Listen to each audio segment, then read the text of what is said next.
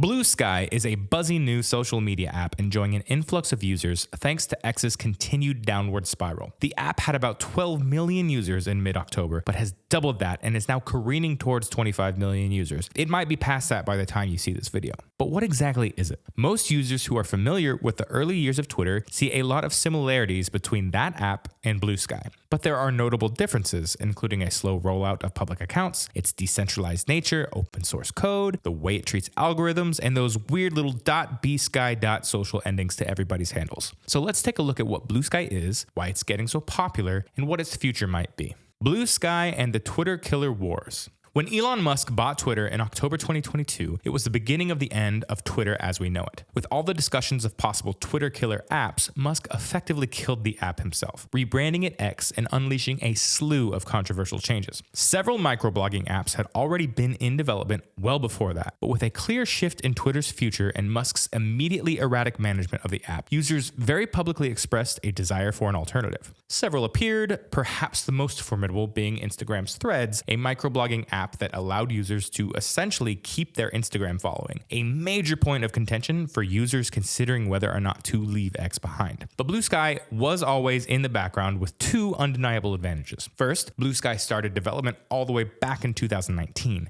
Technically as a Twitter research initiative before becoming its own company in 2021. Second, Blue Sky's team has more experience with microblogging and knowledge of the problem than any of its competitors. It was founded by Jack Dorsey, the enigmatic, if not perplexing, co-founder and former CEO of Twitter, but he left the board of the company in May 2024. Jay Graber has been Blue Sky's CEO since 2021. She, unlike some of her contemporaries, is a software engineer by trade and was an original member of the research initiative back in 2019. Also, by pure coincidence, her given first name, Lancian, is Mandarin for Blue Sky.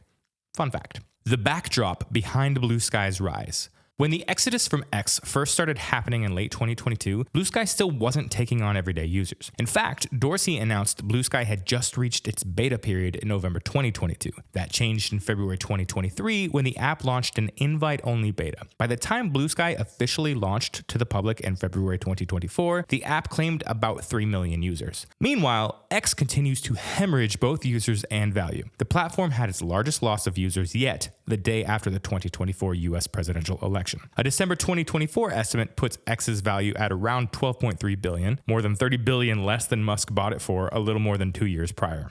Notable longtime users like author Stephen King, pundit journalist Don Lemon, who originally had a content partnership with X, and news organization The Guardian left the app just in the past few weeks. Many users went to Threads, which now claims more than 275 million monthly active users. Users praise Threads for being easy to use, iterating quickly, porting followers from Instagram, and being generally free from the type of toxic content that soured X, if you so choose. But users also complained of pretty obvious engagement farming posts, like accounts that just ask nothing but random questions in order to get engagement, and a seemingly unguessable algorithm that populated much of this content in your feed, whether you wanted it or not. So you might not have been seeing a bunch of trolls, but you were definitely getting a bunch of questions about like the best type of pasta. Anyways, during the 2024 election cycle, Threads feeds were routinely mismatched and decidedly not chronological. This moment, perhaps more than any other, proved that Threads is not yet, or may not ever be, a reliable place to follow breaking news the way Twitter used to be. To be clear, Threads has never promised to be a hub for up-to-date information, the same way Instagram never was. In fact, Instagram and Threads pretty publicly stated as much with a February 2024 update to their policy and app that allows users to actively block political content. But users clearly crave a place where they can follow along with live events as they're happening.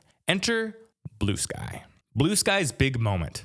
Blue Sky saw a massive influx of users following the election for two different primary reasons. The first is that the app feels and looks a lot like old Twitter, meaning the switch felt familiar, if not nostalgic, for holdouts who still couldn't bring themselves to leave X. Second, Blue Sky proved to be a place where you can see updates to current events in real time. The app has a robust and open algorithm environment that allows developers, etc., to create their own algorithms known as algorithmic choice. Heck, there's even a place where you can see the Blue Sky platform's growth in real time. Thanks to this, Blue Sky's user numbers doubled in about 6 weeks, including a huge spike in daily active users since November 14th, 2024. While the app's numbers still pale in comparison to platforms like X and Threads, the surge represents the most significant social media app growth since Threads launched. The user experience on Blue Sky is familiar in many ways. Posts, unofficially dubbed skeets by users, appear in a chronological timeline. Users can comment, like, share, and quote these posts, among other actions. There are hashtags, notifications, lists, and all the features we've all come to expect from social media. This familiarity has proven a boon as new users are able to seamlessly transition to using the app. The increase in users even has Threads on its heels, leading Meta to quickly implement new features that users say they love about Blue Sky. That includes a custom feeds feature, which allows users to switch around from their typical feed to feeds that show potential topics of interest. The company also said it changed its algorithm in response to the backlash against engagement farming posts. The future of the fledgling app.